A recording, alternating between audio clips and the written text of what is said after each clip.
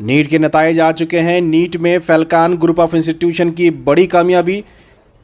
320 बच्चों ने नीट के इम्तिहानात में हिस्सा लिया था, जिसमें 100 से ज़ायद बच्चों को फ्री मेडिकल सीट मिलने के इम्कानात हैं। 17 बच्चों ने 600 से ज़्यादा मार्क्स लिए हैं। 720 मार्क्स में से 600 से ज़्यादा मार्क्स लेने वाले 17 बच्चे फैल्कन ग्रुप ऑफ इंस्टीट्यूशन के हैं। बड़ी कामयाबी बताई जा रही है। फैल्कन ग्रुप ऑफ इंस्टीट्यूशन के मैनेजिंग डायरेक्टर अब्दुल सुबान ने कहा है कि पिछले साल के नतीजे से इस मरतबा इनकी बड़ी कामयाबी हुई है, काफ़ी इजाफा हुआ है, काफ़ी बच्चे नीट के इम्तहानात में क्वालिफाई हुए हैं। फैल्कन कॉलेज में आज कामयाब होने वाले तलबा व तालिबात और इनके वालिदैन की तहनीत पेश की गई। मैं जब 11th में आया था मुझे बहुत मुश्किलात का सामना करना पड़ा।